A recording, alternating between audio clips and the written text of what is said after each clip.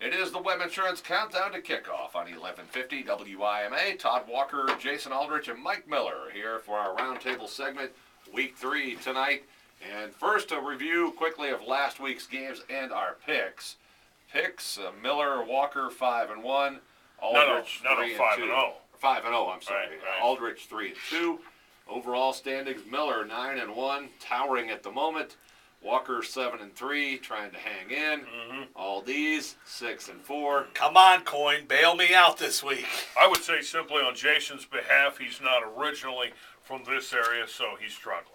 Yeah, well, we could say that, but I'll just say he sucks. Let's move on to a quick review of last week. The big game was Wapakoneta Elida. That's where Miller and I had a separation from all these. He picked Elida.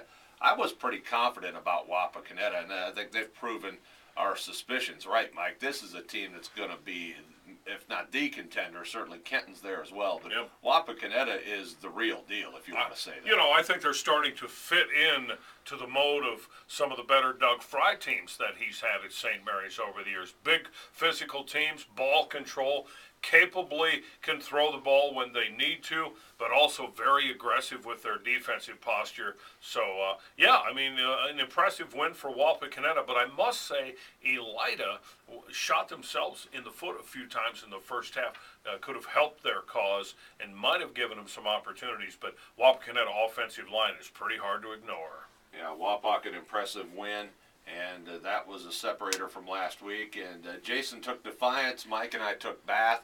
Nice win for Bath up there at Fred Brown Stadium and what turned into a real shootout. I think Bath was up 28-0 before Defiance all of a sudden started scoring a bunch of points. And a concern for Bath, that being their defense, as they host Wapakoneta tonight. They can't be, if they're giving up 35 to Defiance, Wapakoneta is probably going to score some points tonight, and a bunch of them. Yeah, and I think that was one, guys, where I went sans Coin, and I really went with Defiance on my own there because I thought they would defend the home turf well. Really impressed with Bath and what they were able to do to pile up that many points and then to hang on for the victory. Also last week, we all had Lima Senior, and that went well. Good win for the Spartans, their first win under new head coach Brett Lee. We all had Ada over Spencerville. That was a laugher.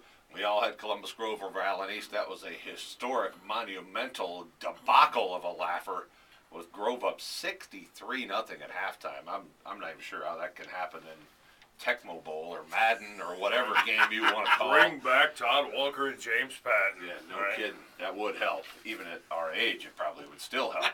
Let's move on to this week now. In our broadcast game tonight, Shawnee at Ottawa Glandorf. Shawnee, a bit of a question mark coming into the season, coming off a down year after a number of years being a contender for the league title and playoff berths, but a nice win over Marion Local that opened the season, and then last week they took care of business against Van Wert.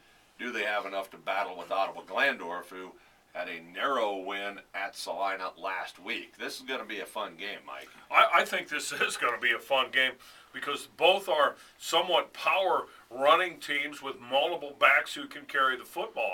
I think maybe the big difference on this game would be advantage Shawnee with their quarterback, Seth Rosenbauer, maybe a little more physical and potential to throw the ball a little more effectively. And I'm probably going to surprise you folks in this game. I'm going against the home Ottawa Glandorf Titans because I don't think the Titans have been that impressively. I'm not going to discount the win last week at Salina, but how good really is Salina? And I know Fostoria isn't that special. So I'm going to take Shawnee in a mild upset tonight. Well, you know, the concern for Shawnee is they don't have a lot of depth. You know, last week Trey Renils got injured early in that Van Wert game, and if he's going to be dinged up throughout the season, he's going to play. But if that's an indicator of the kind of year he's going to have, that's going to be a problem for Shawnee.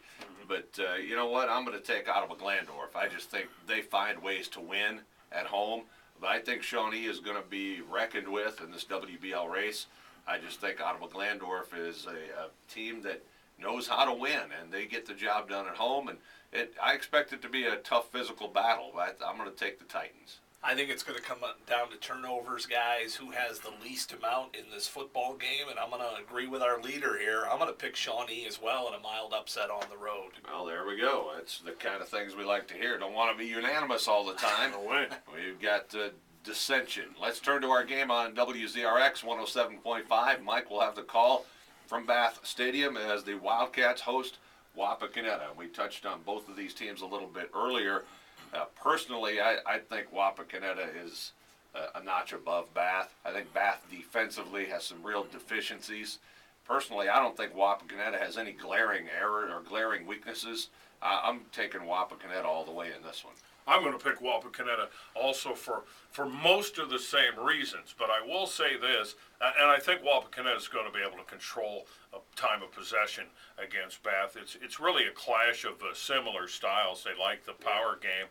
Bath's going to have to open it up a little bit, I suspect, to really be effective against Wapakoneta, because I don't think Bath defensively is as physical and as strong and as deep as Wapakoneta is. So to me, that's going to be the big key. Can Bath diversify their attack and be successful from that level offensively? If not, it's Wapakoneta's game. And until I see it, I don't believe it. You've seen Bath, and they haven't really been tested a whole lot. Not going to certainly overrate Allen East in the opener and then last week at Defiance. So I'm going to pick Wapakoneta, but it could be interesting. Todd, I like your description as far as Wapakoneta just being that level above Bath at this juncture in the season right now. I'm going to go with the complete sweep here. I'm going to take Wapak as well. If I pick against Bath here again, though, and they pull off the win tonight, I ain't picking against them the rest of the year. So we're all on Wapakoneta. Big game in the Northwest Conference tonight, no doubt, at Clymer Stadium. Columbus Grove against Ada. Both teams have put up big numbers offensively. I believe Grove scored over 100 points already in their two games, Ada as well. This figures to be a shootout, and I think both of these teams are still a little bit of an unknown quantity just because they haven't really played great opposition. I think both teams have shown maybe defensively they're prone to giving up some points. You know, Pandora Gilboa ran up a few points on Grove. Spencerville scored 21 on Ada last week. I think this truly is going to be a high-scoring game, and I'll take the Bulldogs of Grove at home. Clymer Stadium's always been friendly to them, so I'm going to take Columbus Grove in this early season showdown. Two good quarterbacks, certainly Connor Baker and for Ada, Jordan Travis for Columbus Grove. We know the kind of great athlete Jordan is from basketball, and certainly he's a veteran football player. Grove was really pointing toward this season. I think they've got more returning talent than Ada has, and you're right, neither team has been really tested at all through the first two games, so this is the first true test, and I don't think Grove's going to let their home folk down. I like the home field a lot at Clymer Stadium, and I'm not convinced Ada is as nearly as deep and as talented as they have been. I'm going with the Grove version of the Battle of the Bulldogs. I am going to go to the coin here. Oh, okay. Yeah, I think both teams are pretty even Steven at this juncture here going into week 3. So we'll go heads, Columbus Grove at home, tails, Ada on the road. Here's the flip. It is tails. It is Ada. Oh, so that's a separator there. I'll write that down. All D's on Ada, Walker Miller on Grove. I salute your courage. How about Bluffton Jefferson? Another game in the Northwest Conference tonight. Jefferson has rolled up some big numbers offensively. A loss late in week 1 to Northwood on a field goal in a high-scoring game. Bluffton has been out of conference, wins over Corey Rawson and Cary. And again, this is a couple of teams that maybe we don't know how good the teams they've played are. How good can either one of these teams be? I just get a feeling Bluffton's a little more of a well-rounded squad right now than Jefferson. I'm going to take the Pirates to win at Stadium Park. I'm going to take Delphus Jefferson, so there you go. There you go, Jason. I'm going to go with Bluffton. I like the way they've played in the first 2 weeks. All right, so another separator. And our final pick this week, a game that'll be played tomorrow night at Stadium Park, Delphus St. John's. After 2 losses to very good teams, Lima Central Catholic, Detroit Central Catholic, 2 low-scoring games, will host Minster. The Wildcats have beaten Fort Loramie and Lehman Catholic, a couple of teams that aren't that strong, to be frank about it. Right. I still think St. John's is a team that's got a lot to prove, and they've got that chip on their shoulder. And even though there's a lot gone from that 3 state title game run, this is still a better team than Minster. I'm taking the Jays. I'm taking Minster. I'm feeling Oktoberfest in the air. Whoa! You drinking already? And I'm drinking already. Wait a minute, that's there Kalida. It is. That's Kalida this weekend. Oh, yeah, wrong place. I generally agree with you. A great matchup. I think there might be a little bit of a question with the St. John's quarterback situation, and I think they might be more banged up than we realize. And Minster, to me, is quietly 2-0. You're right. Traditional powers, Fort Loramie and Sidney Lehman, both not that special through the early part of this season, but I think Minster might be pretty special. So I like Minster to go 3-0. I think Delphus St. John's has got way too much pride to slip to 0-3.